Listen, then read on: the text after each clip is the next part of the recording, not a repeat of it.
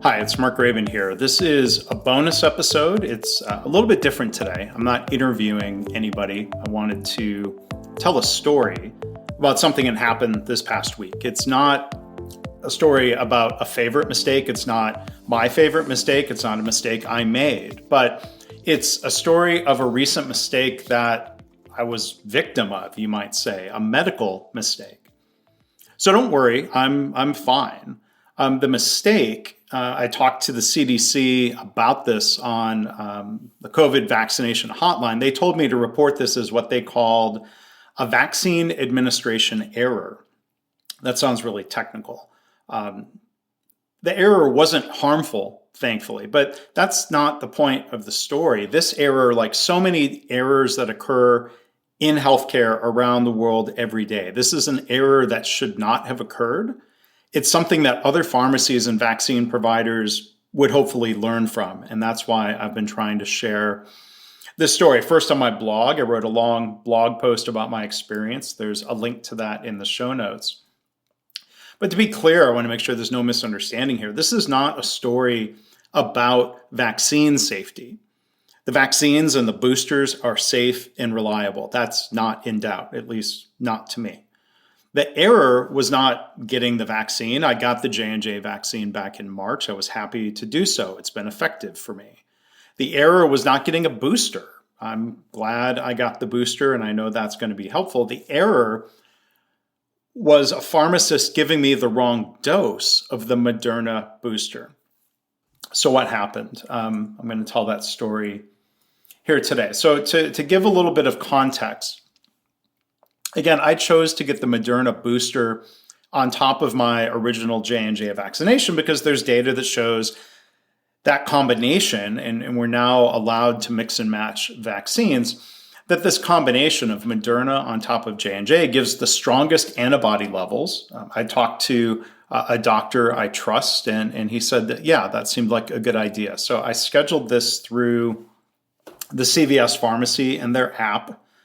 Was able to go to a local store for that. But, when I first started writing the blog post about my experience there, I really thought the story and the focus was just about what you might describe as a disorganized waiting process.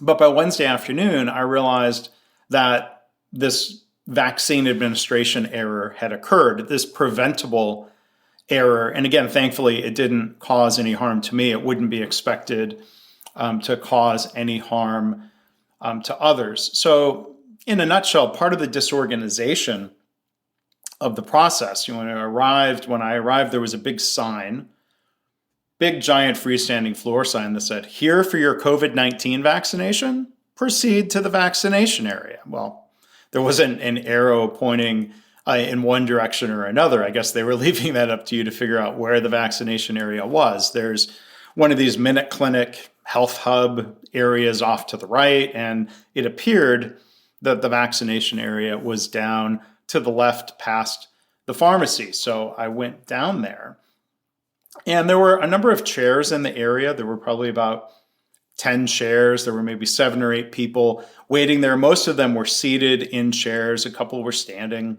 I thought, well, even though I had an appointment, I might be waiting, it seemed. So I just picked one of the chairs, kind of distancing myself from others, even though I was wearing a mask. And we were just kind of sitting there, and I figured I would wait until I heard my name. I would get called back for the vaccination. Well, at one point, a woman came out. Maybe she was a manager. It was unclear. She started chastising everybody because apparently we weren't lining up properly for the vaccination. She pointed out, and this is sort of funny to a number of people, like, we were supposed to be seated in the numbered chairs in sequence, and that those chairs formed a queue. One of the patients blurted out something like, "Well, how are we supposed to know that?" I don't know how we would have known that. Another patient asked, "Well, why aren't you just taking people in the order of appointment times?" There was a tiny sign about this musical chairs process. It said, "Welcome, please be seated at our numbered chairs in order of arrival." Well, that wasn't exactly clear to anybody. And apparently we were supposed to be moving along. And like when the person in seat number 1 was getting vaccinated, the person in seat 2 would then move to seat 1, and the person in seat 3 would move to seat 2. Musical chairs without the music or the fun. So people were trying to do that once we were kind of gruffly informed about this unclear process. And thankfully, I think we're all less concerned about touching surfaces these days as we've learned more about COVID. And look, the layout of the chairs didn't make it at all obvious that there was a queue being formed. The chairs weren't in a straight line, and they were kind of in 2 separate sub areas. So I think there's a general lesson here. Don't blame your customers for not understanding your unclear process. So let's get to the vaccination itself. A pharmacist came over to me. I was sitting in the magical chair number 1. He walked me over to a consult room, a little closed off room that's used for vaccination. As we were walking over, he asked, "Were you checked in?" I said, "Well, yes." I tapped the link on the app as I was instructed to do via text message. And he said, well, that's not really the check-in. Well, another part of the process that was confusing and poorly labeled and unclear was that, we were supposed to actually take a right turn when we arrived over to the Minute Clinic area where there was a concierge desk that was supposed to sign us in. I'm sure I wasn't the only one who missed that. So he tapped around on a mobile device. He got me signed in and checked in. So I showed the pharmacist my CDC vaccination card, that piece of paper, and it said, of course, I'd gotten the single dose J&J vaccine in March. And the pharmacist looked at this and he said, because you had the J&J, I have to give you the full dose, not the booster dose. Now, I didn't even think to question this as a patient because he's supposed to be the expert, or he's supposed to be trained and educated sufficiently by his employer. So a lack of training, a lack of knowledge, I would describe those as systemic problems. I'm not blaming this individual pharmacist here. So he was talking me through his process that he was going to draw up 0.5 milliliters of the Moderna vaccine. That's a full dose. If you've gotten 1 or 2 doses of Moderna in that initial wave of vaccination, hopefully you have 2 at this point, you would have been given 0.5 milliliters each time. The booster dose is supposed to be 0.25 milliliters. So full dose, 0.5, booster dose, 0.25. So I saw the pharmacist draw up 0.5 milliliters into the syringe. He was making a point of letting me see that, which I thought was good. I appreciated him giving some transparency to this and talking me through his reasoning. So the injection wasn't painful. The pharmacist was pleasant and didn't seem stressed out, even though it's kind of a chaotic retail pharmacy environment. He seemed happy to help. He didn't seem rushed or stressed. That was good. But let's talk about the error and how this came to be, or how it came to be discovered. So when I'd gotten the original J&J vaccine, I had some very minor side effects the next day. That's to be expected. I had a low-grade fever, just under 100 degrees Fahrenheit. For 4 or 5 hours, I napped it off. My fever broke, and then I felt normal that evening. Now, again, remember, these short-term side effects are not harmful. It's not evidence of harm. These side effects are actually a good sign that the vaccine is working. It means your body and your immune system is responding and learning. So Wednesday, this was the day after getting the Moderna shot, it really started hitting me at about 9 a.m. I felt a fever coming on. I blocked off most of the day to not have meetings scheduled. That's a luxury I have with working from home and having flexible hours and different things that I do. I took my temperature. My last meeting was ending at 9 a.m. and I had a 99.5. So I thought, okay, fine. This is normal. This is working. I went back to bed expecting to just maybe watch some TV and nap it off. But by about 3 p.m., I thought the fever was breaking because I felt warmer. Well, it turns out my fever was going up to about 102. And, it got me wondering. My gut said, maybe the pharmacist wasn't correct about the dose. I mean, I've been around healthcare long enough. I've been working 16 years in healthcare process improvement and quality improvement. I know that medication errors are a big problem in hospitals, clinics, in pharmacy settings. The day before, I had written a different blog post about the various vaccine process errors that had been occurring around the world. People getting the wrong vaccine, the wrong dose, undiluted doses, extra doses. I was trying to rest, but I was still kind of fretting about this. I mean, I knew from the cases, different errors where people were mistakenly injected with a full undiluted vial of the Pfizer vaccine. That meant they got a 5x or a 6x overdose of vaccine. It wasn't really harmful. So I thought if I had incorrectly gotten twice the booster dose, I knew I wasn't in danger.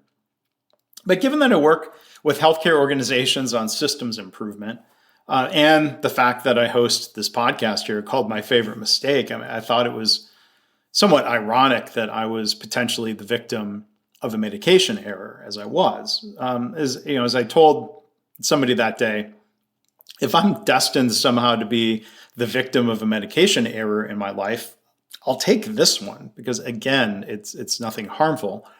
Sadly, medication errors more generally are so common that I'll likely face another one in my lifetime, as will you. So I started researching. I found the CDC website. There was a 4-page PDF document that has the instructions about giving the boosters. And the document, whether it was formatted well or not, it wasn't. The text, though, once you found it, seemed pretty clear. It said, all persons who received a single-dose Janssen COVID-19 vaccine, that's the one commonly referred to as J&J or Johnson & Johnson, all people who received a single-dose Johnson & Johnson vaccine should get a booster dose of a COVID-19 vaccine at least 2 months or 8 weeks after receiving the primary dose. So again, that included me. But what is a quote-unquote booster dose? You have to go find that on the next page. It says a booster dose is 0.25 milliliters unless it's being given as an additional dose to people who are moderately to severely immunocompromised. That's not me. The pharmacist hadn't brought that up as a reason for giving me 0.5 milliliters. So that wasn't the cause of the error. He said he was giving me the full dose because I had gotten the J&J vaccine. But again, that's wrong. The booster dose for all fully immunized people was to be 0.25 milliliters. The same mistake has happened to others with other patients. I saw an article in the news the other day from West Virginia where the Mercer County Health Department COVID vaccine administration was halted following a dosing error. They made the exact same mistake. So there's a CDC hotline that you can call with questions about COVID or the vaccines. So I called. I got through to a person pretty quickly and easily. I explained what had happened. She said bluntly, well, that's not good. That is the wrong volume. So she said, again, the phrase she used was that this had been a vaccine administration error and that I could report this via another phone call or a PDF form through the CDC website. So I chose the form, I filled it out, uploaded it to the site. Then I tried calling the CVS store because I felt obligated to let them know about the error. I mean, I was a bit afraid, though, that my pharmacist, the one who injected me, would get in trouble. That wasn't my intent. Again, I see what happened here is a systemic problem. If there was one, there's likely to be more misinformed pharmacists at various CVS sites around the country and other pharmacies or other healthcare organizations. It was impossible to reach a human there at their store. There were some mistakes, it seemed, in the configuration of their voice response system. I would either get disconnected when it started ringing through to a person, or it would strangely kick me over into a voicemail system. It would read an error message. asking me to enter my mailbox number. That wasn't right. So I did have the energy, my fever was starting to come down a little bit. I had the energy to call CVS corporate customer service. I thought even if I had been able to reach somebody at the store, they probably don't have a culture. I mean, this would be ideal, but at the risk of sounding cynical, they probably don't have a culture of freely reporting errors and problems upward through their leadership chain. I wanted CVS corporate to know this error had occurred and that they should make sure it wasn't happening in any other stores. So I reached a real person. She listened to the story. She understood what the problem was. She took down a bunch of notes. But the only resolution, she said, well, I'd be contacted by somebody within 24 business hours. So doing the math, I'm like, well, that could mean Monday. I'm recording this on Saturday. I haven't heard from anybody at CVS corporate. So one other thing I just want to emphasize here, again, this error is not something that's going to be harmful. I talked to a few friends who are doctors, and they pointed out a few facts that were reassuring. Because even though I wasn't really worried, I was more annoyed than anything. One doctor told me this error might ironically work out to my benefit, having better protection because I got a bigger dose. Another doctor told me that the Moderna booster trials were done with the full dose of 0.5 milliliters. So the safety and efficacy of the booster was proven based on that full dose, the dose I erroneously received. It was later decided that the half dose provided enough protection to be worthwhile. So good for me. I'm super vaccinated, maybe. My words, not the doctors. But I know getting the booster, just as with the original vaccination, doesn't mean I can now go be COVID reckless. Just because I have an airbag doesn't mean I'll go drive recklessly without a seatbelt on. So the next morning, on Thursday, since I couldn't reach the store by phone the day before, I walked over. I figured the pharmacy manager might be there. This is a detail that was lost on everybody there, but I made a point of wearing a hat, a ball cap that I own that says 0 spelled out in all capital letters. It's a hat that's made and sold by a nonprofit called the Patient Safety Movement Foundation. I thought maybe it was a touch ironic to wear the hat. I didn't think they would ask me about it, but I wore it. So I asked to talk to the pharmacy manager. He came over and I explained what happened. He recognized the error right away. I mean, he asked, did you, when you scheduled it, did you mark off in the app that you're immunocompromised? I'm like, no, I didn't. I'm quite certain I didn't. And again, that wasn't the reason cited by the pharmacist for giving me a full dose. So the pharmacy manager didn't argue with me. He believed me. He apologized. He said, well, that pharmacist comes in later today, so I'll talk to him. So again, I'm hoping there wasn't any sort of individual punishment here. I would hope CVS and other healthcare organizations would look at the systems and processes related to training and education when something new like the booster comes out.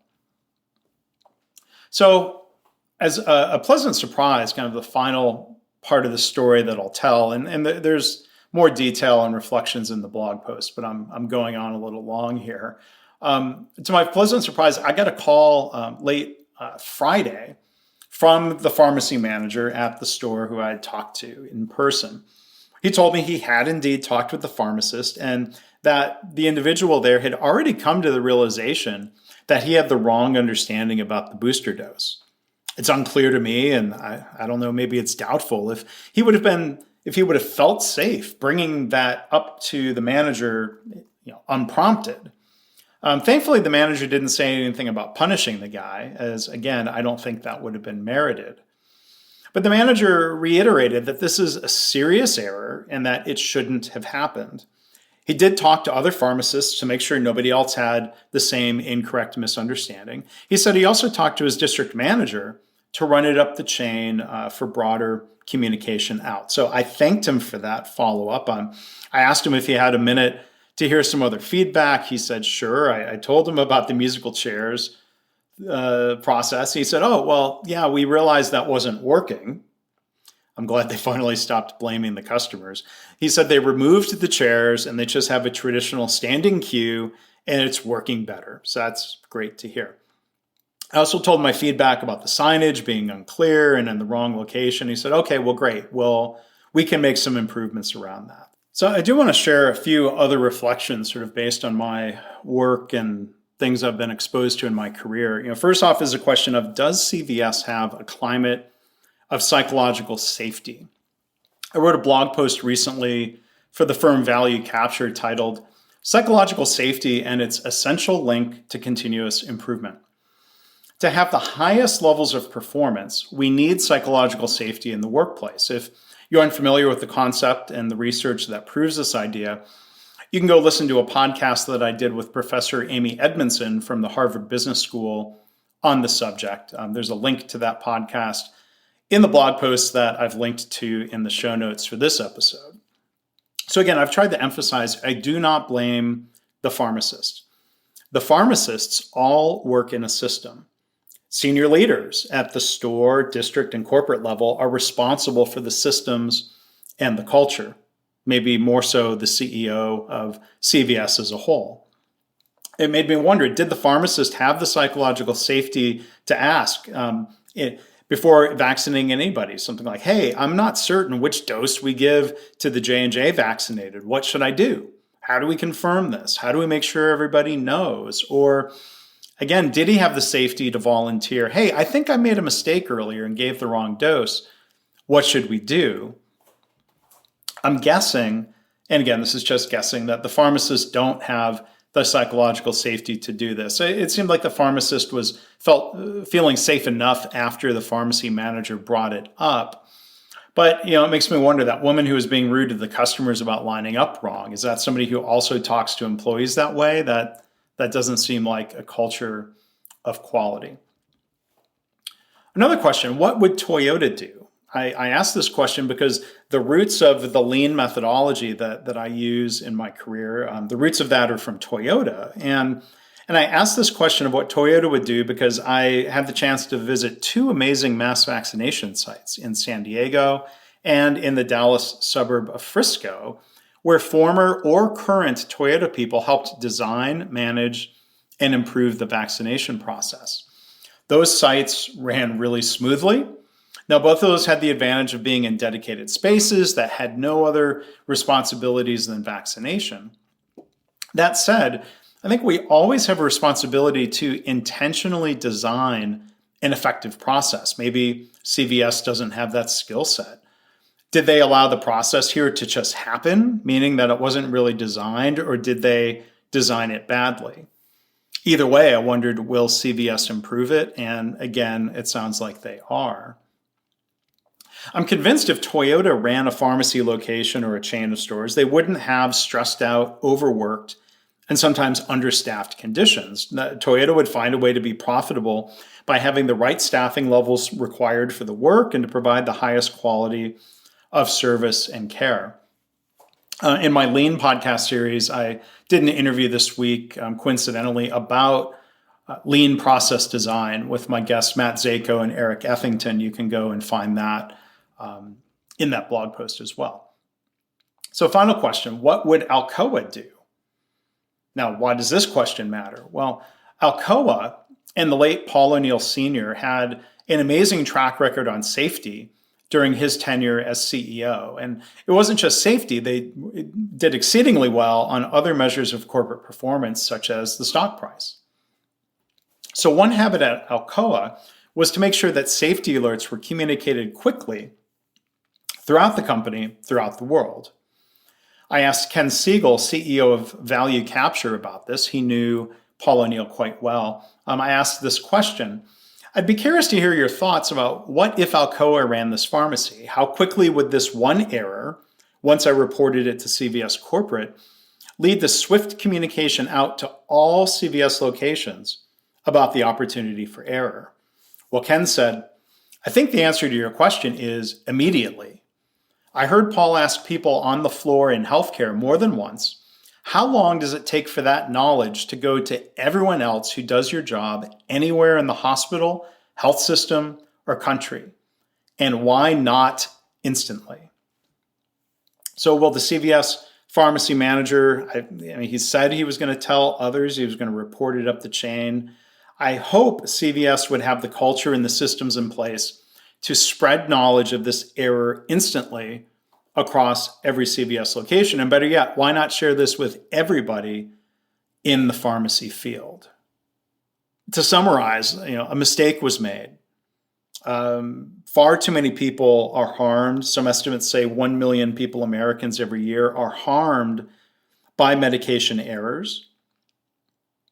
I'm glad this one wasn't harmful for me, but I still, I think it's worth reflecting on and learning from. And I guess the one follow-up, if you are planning to go get a Moderna booster, make sure that they're giving you just 0.25 milliliters unless you are immunocompromised. Adding further confusion to all of this, if you're getting the Pfizer booster, that's a regular dose. You would get the same dose as you got the first 2 times.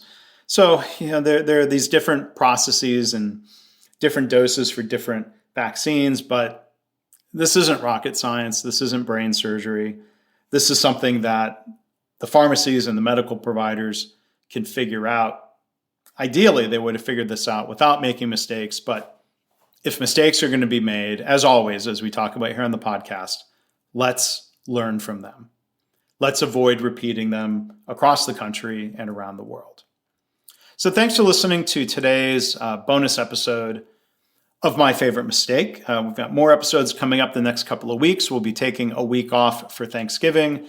And again, more to come in December. Take care. As always, I want to thank you for listening. I hope this podcast inspires you to reflect on your own mistakes, how you can learn from them or turn them into a positive. I've had listeners tell me they started being more open and honest about mistakes in their work. And they're trying to create a workplace culture where it's safe to speak up about problems, because that leads to more improvement and better business results. If you have feedback or a story to share, you can email me, myfavoritemistakepodcast@gmail.com. And again, our website is myfavoritemistakepodcast.com.